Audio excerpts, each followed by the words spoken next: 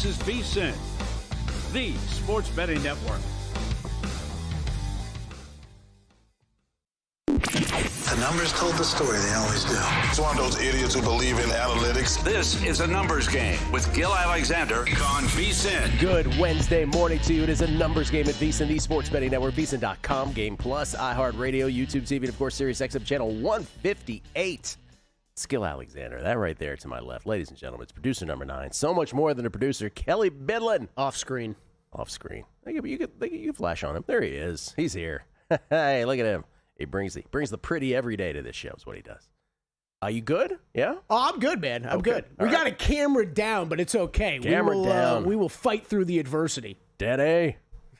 So we're admonishing people behind the glass with Judge Smalls talk. It's such an inside joke. It doesn't work well on radio. Gil called Danny that one day, 2 months ago, and we just keep doing that. I couldn't remember what exact scene from Caddyshack he said his name like that, and it's been driving me nuts. And finally this morning I sat down to look, and I was like, no, it's just every time he says Danny, basically. It's especially the last putt, I think. I think you're right, where he's trying to tell him to do the right thing and miss it. You know Daddy? What? Yeah. Will Hill going to join us momentarily, talk about all his bets. Host of the Should Have Bet More podcast. We will do that. Look at all the NFL awards, which we got to actually start with that in a second. I think Will just got canceled, actually. Did he really? Yeah, it's weird. What do you mean? No, I'm playing. He's pissing me off already. With some of his texts? Yeah. Greg Peterson talking college hoops with us. Well, by the way, did you see this unbelievable college hoops? Crazy. BYU game, BYU down 21. It wasn't just down 21. They gave up the last 21 points of the first half. I watched the exact, I want to say I watched a third of that game in total, right? Had it on a screen. I had it on at the absolute worst times. Where I tuned in, I was like, oh, this is like a 20-point deficit. This is crazy. And then Clemson scores the first point of the second half. So BYU's down 22, and they storm back to win it. And freshman sensation, A.J. DeBanza. I mean, that was just an unbelievable, hey, NBA, I'm ready, performance by him. Forget the fact that he had, 28, 9, and 6 for the game. He had 22, 7, and 5 for the second half and scored or assisted on 34 of BYU's 45 second half points. I am kind of obsessed with this, the top end of this NBA draft class for this year because between him and, man. I mean, Cameron Boozer's been awesome to watch, and that's number 2 and number 3 on the odds board right now. Darren Peterson's minus 120. Has he played yet for Kansas? I haven't even seen him. He was hurt. Well, we talked about Koa Pete earlier in the year going crazy. I mean, it's just an incredible freshman class. I heard a comp the other day for Peterson, Kobe Bryant.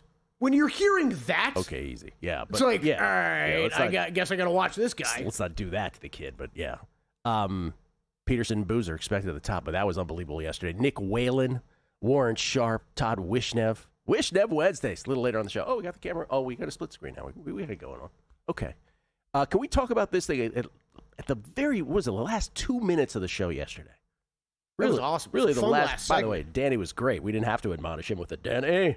He was great. He got the Phillip Rivers news into us. 90 seconds left in the show yesterday, so we didn't really have a time. And we were tracking it on Call Sheet. That was fun. We were just randomly tracking it on Call Sheet. That's right, because we knew that Phillip Rivers had worked out with the Indianapolis Colts. And I was saying, oh man, if it goes way up, I might do it. Before we could even get off air, last 90 seconds, we get the report that Phillip Rivers signed to the Indianapolis Colts practice squad. Not the team. We're talking about practice squad. But the deal is, of course, with Danny Dimes and the Achilles injury, knocking him out for the season, Anthony Richardson, Kelly's hero, who has the orbital bone fracture from a band incident 2 months ago, and now Riley Leonard with a knee injury. Now, Riley Leonard has not been ruled out of this game at Seattle. 4 games left in the season, of course, has not been ruled out of this. Mm-hmm. So if he's available to go, according to Ian Rappaport, it's actually going to be a Riley Leonard start. If he can't, the expectation is that Phillip Rivers, not Brett Rippon, the nephew of the great Mark Rippon. Do I need to go through Mark Rippon's credentials for you, or should I say that for another day? Yeah, okay. I'm good. Yeah. Appreciate it, though. It's probably going to be Phillip Rivers up off the practice squad, not Brett Rippon, who's been sitting on the practice squad for most of the year here, if not all year. And this is unbelievable, right? Because Phillip Rivers is 44 years old. It has been 5 seasons since he has last started in the NFL. That was with the Colts. The reason this makes sense, obviously, he finished with the Colts, and Shane Steichen was on the Chargers staff, was the OC right there for some time. But he was on the Chargers staff, I think, 5 years when Phillip Rivers was in San Diego. So that is how this materialized. And I, on air yesterday on the fly, was speculating. I was like, wow, would Phillip Rivers really do this? Because if he, in fact, is elevated to the 53-man roster, then his Hall of Fame eligibility, which, if none of this had happened, he's eligible to be in the Hall next year, 2026. But if he's elevated, doesn't matter if he plays or not, if he's elevated to the 53-man roster, it moves back his Hall of Fame eligibility another 5 years to 2031. And just from a personal standpoint, ego, whatever it is, you know, it's interesting to note that Phillip Rivers would be willing to reset that clock definitely for what is a 4-game stretch at Seattle, home Niners, home Jaguars, at Texans. That is the number 1 hardest remaining schedule in the National Football League based on aggregate opponent win percentage. Also, if you wanted to do it by defensive yards per play allowed of those defenses, it's not pretty, because it's Seattle number 2, Niners number 22, Jaguars number 9, Texans number 4. Ugh. I'd especially maybe consider skipping this week and ramping up, quote unquote. Okay, which brings at us Seattle. Which brings us to the betting aspect of this, which is yesterday after this news, both DraftKings and FanDuel, we'll just use those two as an example, installed. Remember, none of this can be bet unless there's an installation process that meets code. Phillip Rivers installed at DraftKings as an 18-1 shot to win comeback player of the year. At FanDuel, 15-1 in both cases, just behind Dak Prescott and Christian McCaffrey. Remember, the actual wording, the spirit of the AP Comeback Player of the Year award is to honor a player who has demonstrated resilience in the face of adversity by overcoming illness, physical injury, or other circumstances that led him to miss playing time the previous season. The decision to provide this guidance was made last December but could not be implemented for the 2023 awards because the season was almost completed. This was a direct reaction to the last some guy came out of it. Joe Flacco. Yeah. Beating Damar Hamlin for this award in 2023. Yeah. Remember, Joe Flacco's arc to win the Comeback Player of the Year was a 5-game span. This is also, by the way, just if you're betting Phillip Rivers, keep this in mind. Joe Flacco went 4-1 down the stretch. They lost the first game that he started. This was a year for the Browns where they started like 5 different quarterbacks. Deshaun Watson got hurt with the shoulder, then with the Achilles, right? And there was like the DTRs of the world, if you will. Jeff Driscoll-ish, that kind of thing. But so Flacco comes in off the street, also old, but in his last 4 games, the Browns win all 4 games. They go from 7-6 to 11-6, make the playoffs, lose, by the way, to Houston in the wildcard round. But the 4-game winning streak, he threw for over 300 yards all 4 times, including a 368 and a 374 in there in terms of his game outputs. So Flacco was just incredible. In terms of yardage, though I will say this, 13 touchdowns, 8 picks, and a QBR of 49.1, which is dead middle, so they just kind of ignored that. Yeah. Okay, but this is what Phillip Rivers, if you are, and remember, the deal with Flacco was, that was the year versus Damar Hamlin, where voters, Hamlin still got the most first-place votes that year. But remember, it's a first, second, third point system. So basically with Hamlin, it was a weird case, obviously almost, literally, or almost died on the field. Earlier that season. Earlier that season, 5 games before that. Which makes it even tougher to figure out how to handle. Well, this is my point. Yeah. So the voters you are either of the mindset, well, Hamlin clearly wins this award, or you were of the mindset, voters were, he's not even part of this discussion. And so it created this weird voting situation where Flacco ended up winning it. This year, if you are going to bet Phillip Rivers at 15-1 or 18-1, I get the best number if you want to. You are saying to yourself, well, okay, he's got to match those Flacco-ish numbers, which again, averaged over 300 yards a game over 5 games, threw for 300 4 times, 374, 368 twice, got him to the playoffs. You are banking on Phillip Rivers getting the Colts to the postseason, playing all 4, I guess. Because can you give somebody comeback for 3? No. What are we doing? At least Flacco played 5. That was pushing it. That was absurd. And it's not a versus DeMar Hamlin situation in this category. It's versus Christian McCaffrey and Dak Prescott. Dak Prescott, when I last looked, leads the National Football League in passing yards. So, like, both those guys, McCaffrey and Prescott, are having worthy comeback player of the year seasons. I don't know. We're going to have people on the show today that will make a case as to why they will bet Phillip Rivers, but I just want to lay it out there as that's kind of all the stuff that's had to happen. Oh, and oh, by the way, he's not practiced with any of these guys that are on the Colts. You just don't drop in somebody, typically, who hasn't played in 5 years, no matter how good of a career you had. No matter how good the memories of are the Colts for that 2020 season, because Rivers was, by any measure, great that year, got the Colts to the playoffs. But this just doesn't, you are betting on a lightning in a bottle situation that has way too many hurdles, in my opinion. It's insane. It's insane. I don't even know the stats. I'm glad you laid it out. I think if you're making the Rivers case, I don't even know that matters. You just have to get the Colts somehow into the playoffs, and I think you have to play every game. I think that's what you're rooting for. The problem is, though, we're going to hear whatever you're already going to hear. He's a grandfather. It's a great story. It's narrative. The last time we had one of these great story winners was before there was rules put in place. We've got rules now, and we've got 2 guys at the top of the odds board that are having incredible seasons within the framework of the rules. So, this is the first time I ever thought Gil Alexander was screwing with me when he texted me these odds yesterday. I literally thought that was an AI-generated screenshot. Kelly's getting very angry. Coming back, Will Hill has a bet on this, I believe. It's next on a numbers game at VSiN, the Sports Betting Network. Elevate your sports betting game with VSiN's exclusive betting splits. Stay ahead with real-time market trends and track bet percentages on any matchup, then uncover the edge by comparing them to the amount of bets placed to find out where the sharp money is headed. Upgrade to VSiN Pro to access betting splits, live odds, line moves, power ratings, and in-depth game analysis. Go to VSiN.com/pro to join VSiN, the Sports Betting Network.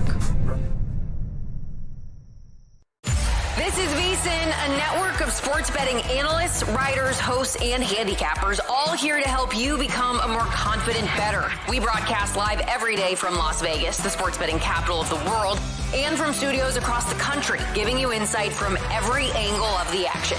Take VSiN with you wherever you go with the VSiN Watch app, or catch us on streaming platforms and regional sports networks. You can also listen live on SiriusXM channel 158 and on radio stations nationwide. Check out VSiN.com as well for betting tools, exclusive betting splits, AI-powered player prop projections from Opta, pro picks for every game, plus in-depth betting guides and articles built to give you an edge. From sharp betting analysis and daily best bets to insider interviews and expert breakdowns, VSiN is your trusted source for everything happening in the world of sports betting. See everything we have to offer at VSiN.com and become part of the Sports Betting Network. Coming up on the next edition of Follow the Money, Sal Pal joins the show with another weekly spot, The Trouble in Philadelphia. Recap Monday Night Football. Mike Palm with another edition of You Cannot Be Serious. Matt Humans joins the show to give out his best bets for the upcoming weekend. Follow the Money, 4 to 7 Eastern on VSiN, the Sports Betting Network, SiriusXM Channel 158. Check out the website for all the betting tools and analysis, or go get the VSiN Watch app.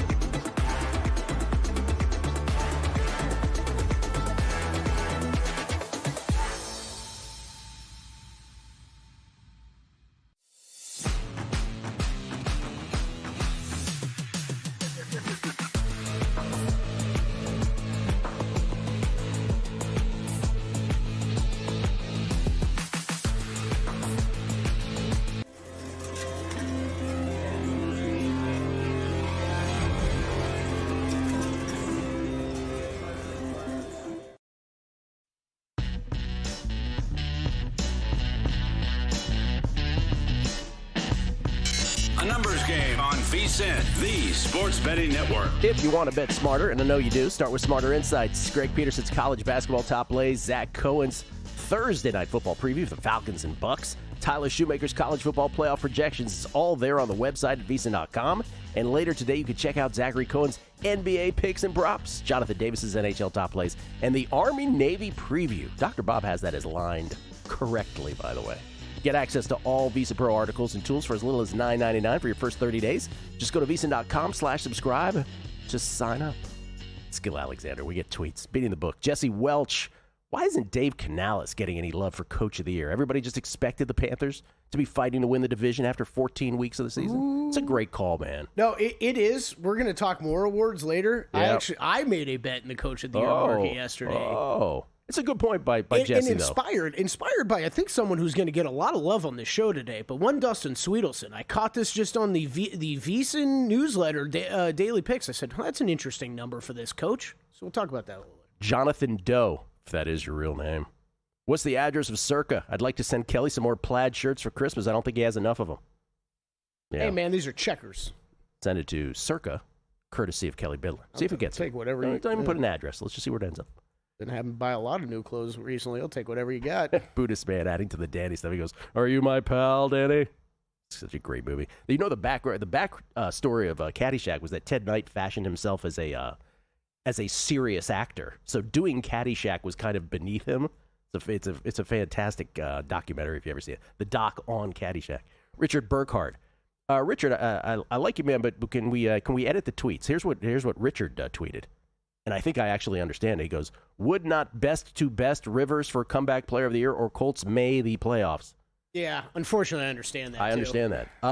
I just laid out the reason why I think betting Phillip Rivers for comeback player of the year is, having to clear too many hurdles. I laid it out last segment. Let's get a different perspective, though. Will Hill joins us now, courtesy of the Progressive Guest Line. He is the host of the Shoulda Bet More podcast. Also writes profusely and very often for FoxSports.com, and of course, star of the Megapod as well. Will, how you doing, man? Gil, Kelly, what's going on? Yeah, our buddy Richard with the Fezzik approach of just get it in the neighborhood, the old neighborhood play with these text messages. You'll get the idea. Just get it in the vicinity and we'll get the call. The neighborhood play. That's so it's great. The worst when you can translate it, though, because then they don't learn their lesson. That's you know right. what I mean? Like, right. if you were like, I wish I could read your tweet, but I can't understand it. We should act like that on principle. I'm sorry, I don't understand. All right, so you did bet Phillip Rivers comeback player of the year, yes? Yes, I will admit when I hit submit, I felt pretty dumb. And I'll preface this with saying I don't think he'll play well. I think it's very unlikely. He's 44.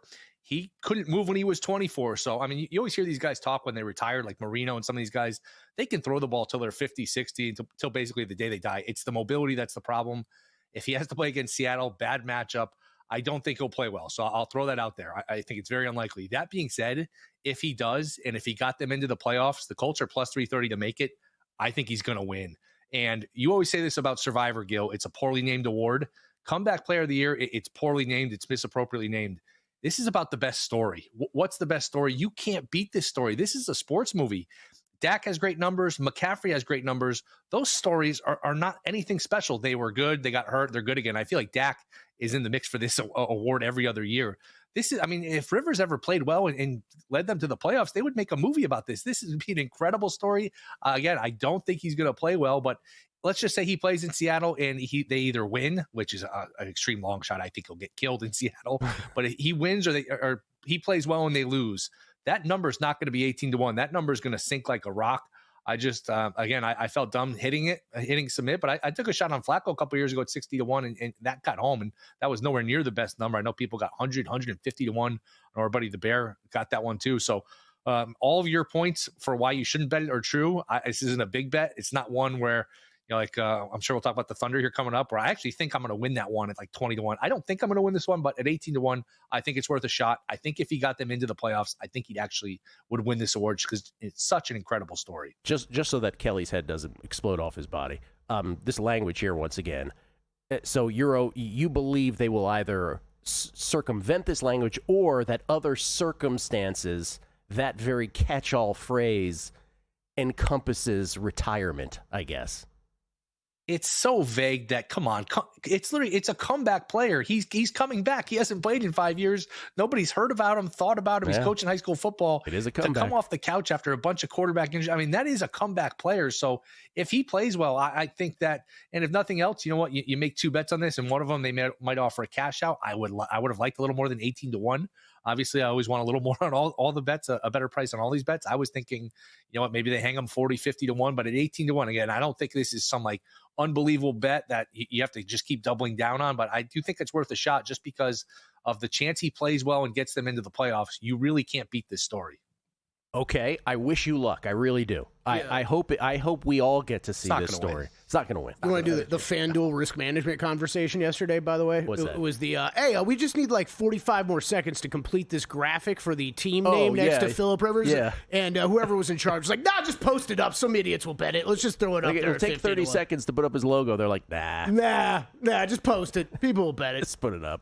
It's incredible. You alluded to OKC. The NBA Cup, their 3-game arc of the NBA Cup begins tonight.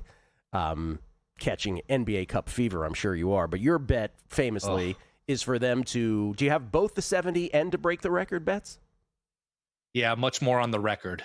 Much more on the record. What's your number on that?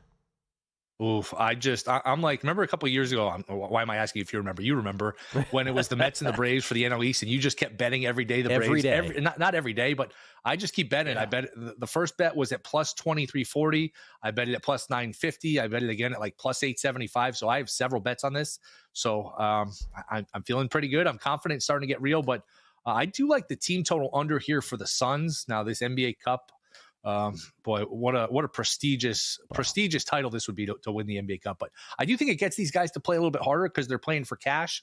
Booker may or may not play for the Suns. He's dealing with a groin injury still. So a little bit of elevated intensity defensively. Booker out. The Thunder defense is just an incredible unit to begin with. And you guys were talking about DeBonza and how great was he last night.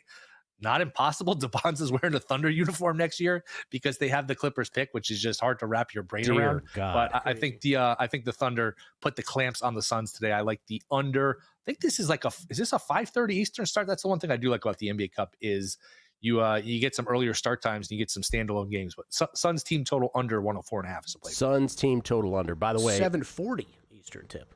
There you go. Yeah. Thunder. Just for the record, literally 23-1. I think I gave the Warriors I was mistaken on some of the numbers. Warriors in the 73-9 season, 24-0, 29-1, 36-2, 37-3. Oh, they had a little hiccup there. 48-4, 55-5, 62-6, 68-7, 69-8, and 73-9. Which is the most impressive of those? I don't know why, but the 36-2. 36-2 feels like. And did you say Will answered the same? Will said way? the same thing. I said 55-5, but I think you're right. 36-2 for whatever reason sounds better than 24-0. Yeah, I don't know why. 23-1 for the Thunder heading into tonight. Minus 120 still to win the Emirates Cup, which we all bet here on set yesterday. Yeah. Do you have a bet on that, Will, or no? I didn't bet it. That was one where I remember looking at it, and those lines have been up for a while. I was like, oh, plus 180, plus 200. That seems like a good number for whatever reason. I'm sure you do this too, where you just don't bet it. You look at it, you think about it, and you just move on to something else. Yeah. And then you just don't want to chase a bad number. So I did not bet on it. Army-Navy this weekend. What do you got? I'll take the points. I bet I get plus 7, minus 115 this morning. I think it's mostly 6.5. So just don't bet the 6.5. Wait for a 7.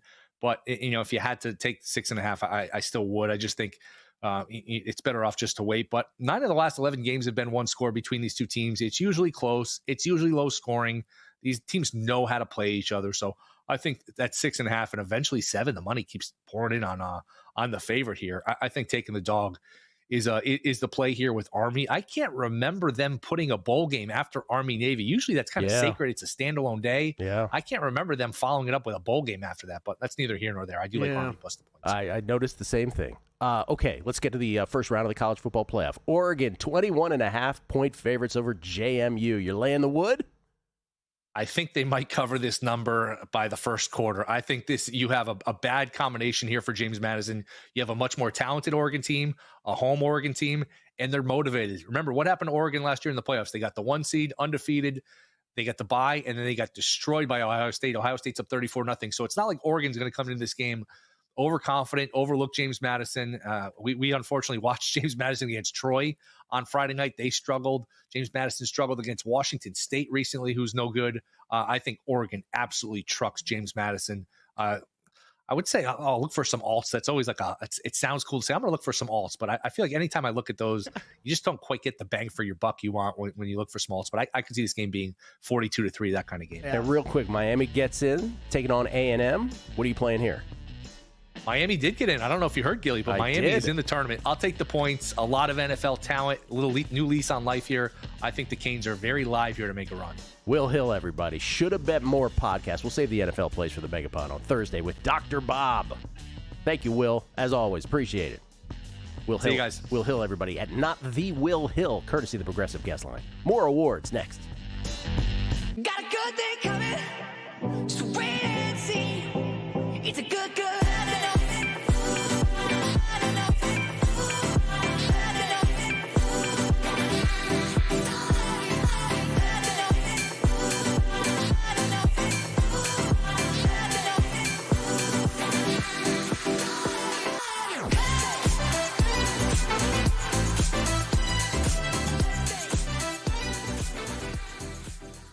Elevate your sports betting game with VSiN's exclusive betting splits.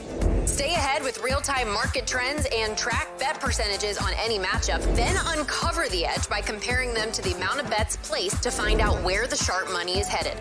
Upgrade to VSiN Pro to access betting splits, live odds, line moves, power ratings, and in-depth game analysis. Go to vsin.com/pro to join VSiN, the sports betting network.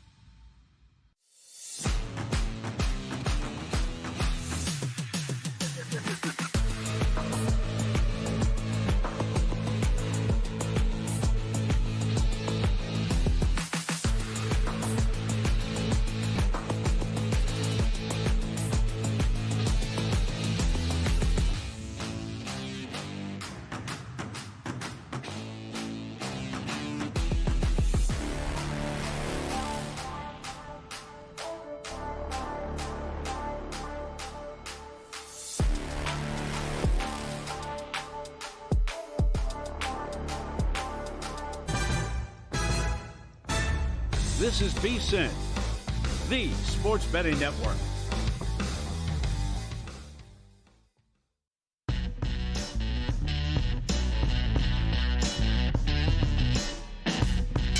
A numbers game on VSiN, the sports betting network. As the official horse racing partner of VSiN, First Bet is built for bettors who demand more. First Bet isn't just about placing a bet. It's about helping bettors of all levels with proprietary AI handicapping tools that provide data-driven insights to help you make smarter bets. First Bet's in-app tools give you win, place, and show probabilities for each runner so you can quickly and easily identify good value plays and improve your ROI. Right now, you can take advantage of the limited-time $250 sign-up offer. To claim your bonus, use promo code VSiN250.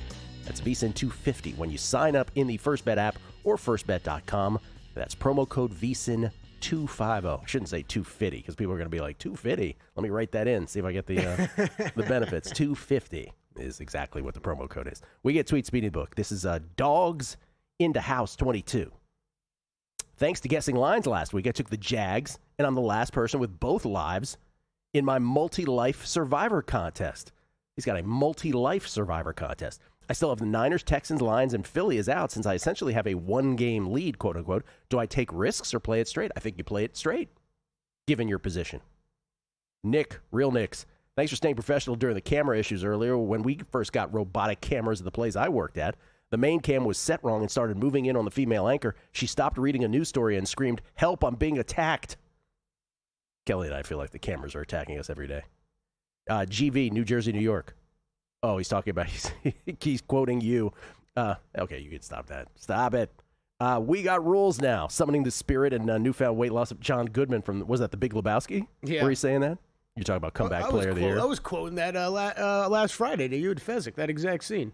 Jim Campbell. I've never seen that movie. Never So seen Big good. Lebowski. Jim Campbell. How would Old Man Rivers be qualified for comeback player of the year with the current stipulations in place? What's he coming back from besides raising his 55 kids? I wish I could have bet on that tweet coming through at some point.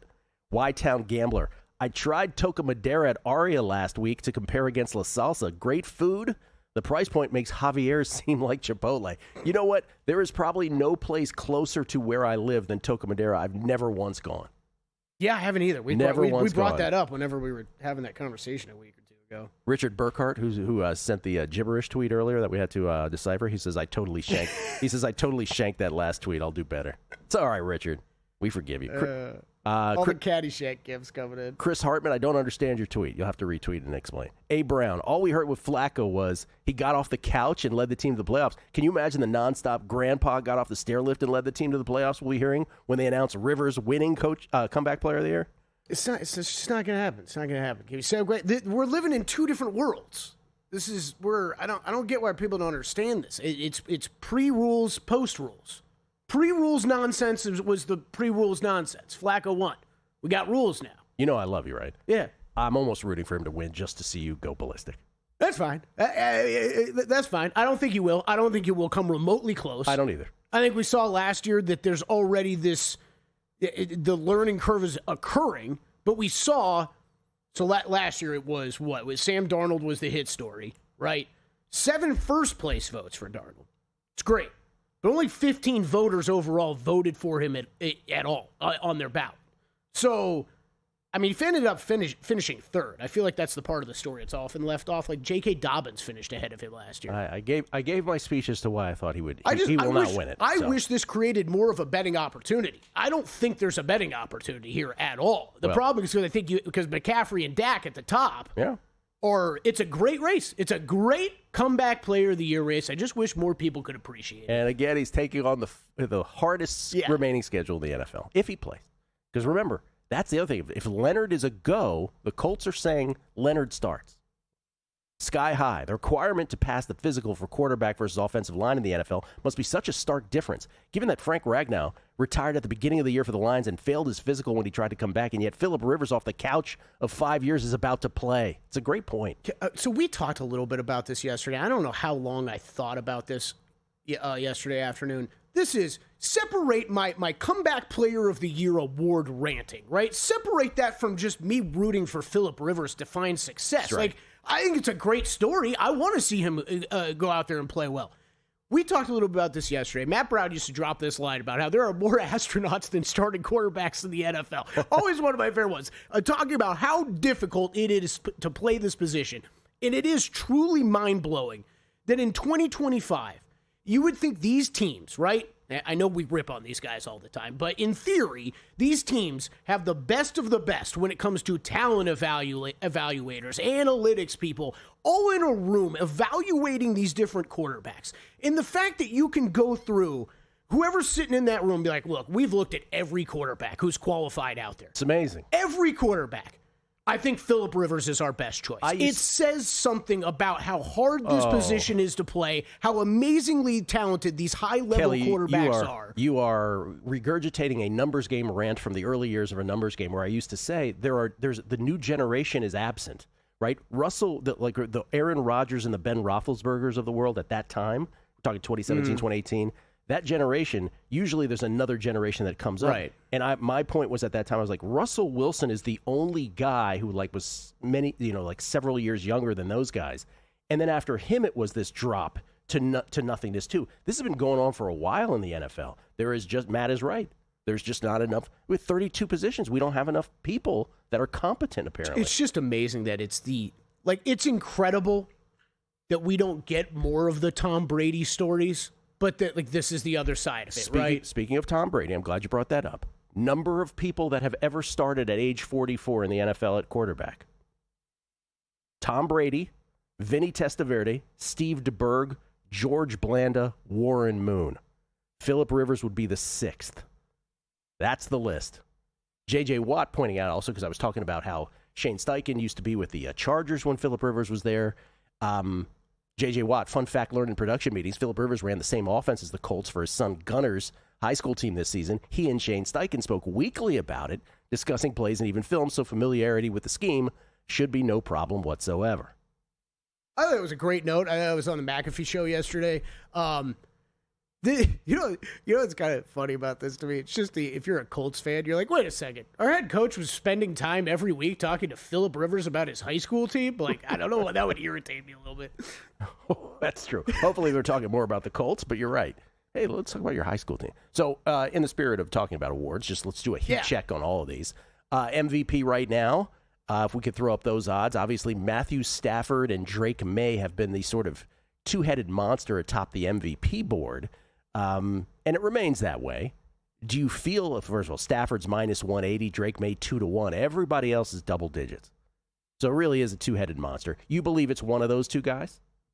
I believe it's one of those two. We've seen Jordan Love getting into the mix here more. I don't think him or Josh Allen's completely out of this, but I think it's likely down to Stafford May. I think it's likely just Stafford. It's on Stafford's racket. So I've got the 45-1 on him. This is where we often, I think we get the tweets a lot. Hey, when do I buy? But when do I hedge? When do I do something with it?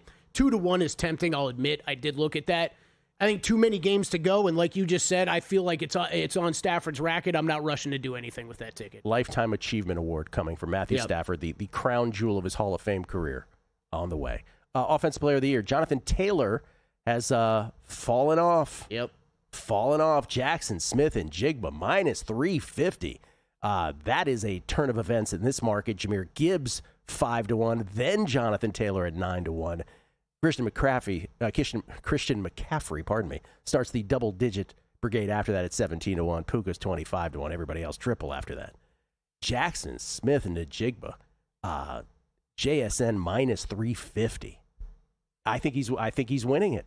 1,400 yards receiving, 9 touchdowns for JSN. He's been incredible. He is the best player on the field every time he steps on the field, as is Jahmyr Gibbs. You know what's absurdly impressive about him, too? It's like, it's Calvin Johnson-esque, or pick whatever dominant wide receiver you want, but he's not 6'6", right? No. He's not. And yet... And they got rid of the greatest athletic specimen ever in DK to allow him to be the number one. Right, exactly. And I think I'm using Calvin Johnson because I automatically think of him when I think this, but it's the every week. Like, where's the game plan going through? Like, it's going to be JSN heavily targeted, and he's still having incredible production. It's incredible. Wish I had bet that. Yeah, I me didn't. too. Yeah, me too. Not involved. I think it's probably over, too. Defensive Player of the Year, Myles Garrett, minus 1,800. It's a wrap. Going to set the sacks record if it continues. Sorry, everybody else. Next. It really is a wrap. Like, Myles Garrett, was he 3 shy now of Strahan? I don't even know how he came back. He was like minus 2,000. I don't even understand how he moved back to minus 1,800. 3 shy of Strahan. And is it Reggie White that they have co-leads in the sack department? Offensive Rookie of the Year, Tetaroa McMillan, minus 155, a bigger favorite than he's been. Jackson Dart, plus 210. Egbuka, with the injuries, fell back to plus 650. And Tyler Warren has been lurking all year right around fourth in this category. He's 8-1. By the way, Tyler Warren, an emergency Colts quarterback, it should be pointed out. Oh, that's interesting. Yeah. They have run the Wildcat with him this year. He is the emergency Colts quarterback. By the way, I don't think that's over yet. I don't know that that's... I don't think that McMillan's won that. Carson Schlesinger, minus 450 for Defensive Rookie of the Year. And then for Coach of the Year, what's the bet you made?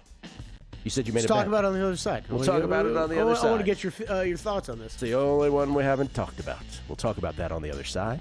We'll do the whip around as well in the NFL. Greg Peterson on college hoops. Next on A Numbers Game right here at VSiN, the Sports Betting Network. VSiN's player prop projection tool is now available for the NBA. Get projections for points, assists, rebounds, and more powered by Opta AI. On VSiN.com/NBA props, we line up our projections against the latest DraftKings odds so you can quickly spot mismatches and find value before the market adjusts. The NBA player prop projections tool is available exclusively to VSiN Pro subscribers. Check it out now at VSiN.com/NBA props and join us on the Sports Betting Network. Join the guru, John Hansen, at the intersection of prop betting and fantasy sports on Prop Points, only on VSiN. Lesson number one, Patty's back. I still believe that Caleb Williams is not any good. And, other than Rome Odunze, I don't trust anyone that can't run the ball. John and his guests will help you find the connection between the two and give you his expert advice on how to capitalize when a number is too good to pass up. Prop Points, weekdays at 1 p.m. Eastern on VSiN.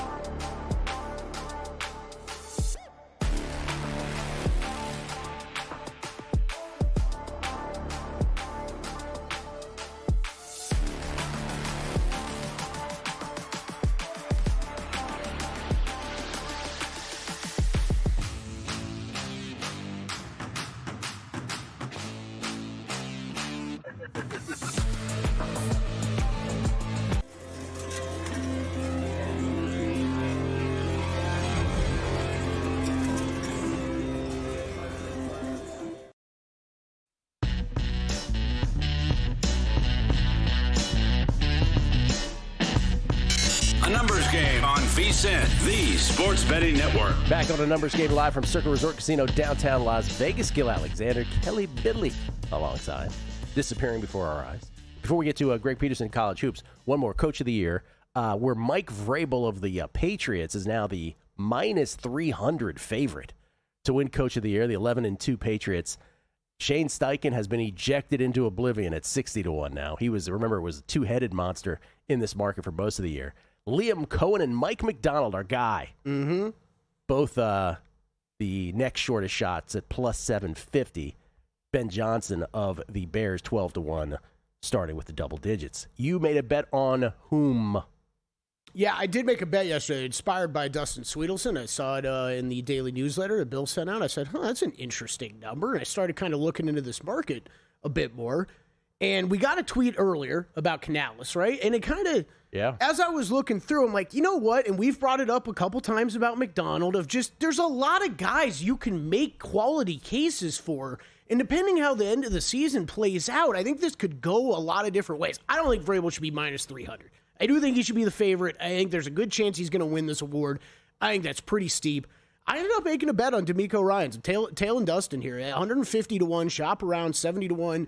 We're showing at DraftKings. It was 150 over at Caesars yesterday, where I bet it. I think there's a path there, right? The Texans go out and win this division, get into the playoffs from what they looked like the beginning of the season. You said it off the air. I'm going to borrow the line. He coaches that side of the ball that's been that impressive.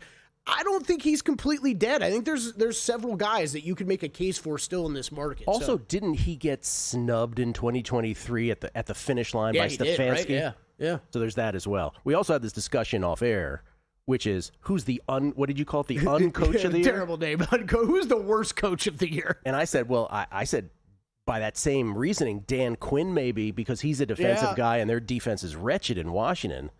But you know what's it was an interesting one also? Todd Wright, our buddy, pointed this out on text earlier because he lives in Tampa. He's like, think about it. Liam Cohen, no longer with the Tampa Bay Bucks. There's that. Mm-hmm. Dave Canales, who we just referred to, no longer with the Tampa Bay Bucks. This is the offensive coordinators for the Bucks in previous seasons. And now look at them. There's injuries, but he's like, Todd Bowles not doing a good job. I'm going to go Pete Carroll's my nomination. Pete Carroll. Worst coach of the year, who still has a job. Yeah. Yeah. Tough. There's a lot that can make this list. Kevin O'Connell, right? Kevin O'Connell. You bet on your guy, and it's not working out. Kevin O'Connell's the offensive guy. Yeah. True. Greg Peterson joins us now, courtesy of the Progressive Guest Line. You can follow him on Twitter at @GUnit_81. His tribute to Anquan Bolden, courtesy of the Progressive Guest Line. Greg, what's happening? Not too much, but if you did have the Raiders +8 last week, Pete Carroll is your coach of the year for what he did in the final seconds. It's very true. It really depends on your perspective. Yeah, that's right. It's very true. Greg, just because I know the people love you, any Texas Roadhouse visits this past week? How many, if so? We did not go to Texas Roadhouse, but you know what? We did go to the Win a few days ago. That was a lot of fun, where we watched the Raiders be able to come through there. So we had ourselves some good, clean family fun over the weekend, and now we're ready for some more winners. Where did you hang out at the Win, Greg, if I might ask? Texas Roadhouse. They put one in the Win. They put one in the Win. A place called the Off House, or the Off Deck. It's very much off the beaten path a little bit more. It's sort of on the outskirts. You're able to see like the Venetian and everything like that. It's a lot of fun. Wow. I don't think I've been there. I have not been there either. Greg Peterson. They have the singing frog there. Oh, I know what you're talking I know what you're talking about. Yeah, the singing frog. That jarred a memory right there.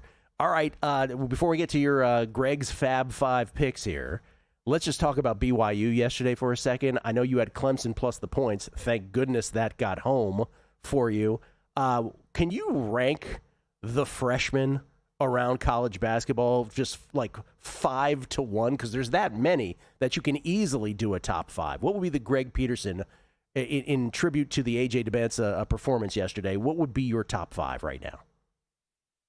Well, right now, we're having to put Darren Peterson somewhere in the top 5. I'm just going to put him at number 5, though, because, man, it's a little bit rough to be able to put him anywhere else because he just has been banged up. But I do think that when it's all said and done, he is going to be there. And AJ Demancia has to be number one. AJ Demancia, what he was able to do yesterday, 29 points, the way that he was so highly touted, and he's been able to live up to really the hype, that's going to be big for me. So I do have to put him in at number one as of right now. And then when it comes to the next few guys, you've got Ibuka Okore. He's been able to do a really good job over at Stanford. He has to be somewhere in your top 3, top 4. He's actually been really good this year. You've obviously had Caleb Wilson over at North Carolina. I'd probably lean to him being number 2 probably because he just is a complete and utter statue suffer right now for North Carolina. I've been incredibly impressed by what he's been able to do. You've got Mikael Brown over at Louisville. I'd probably be putting him at number 4. And then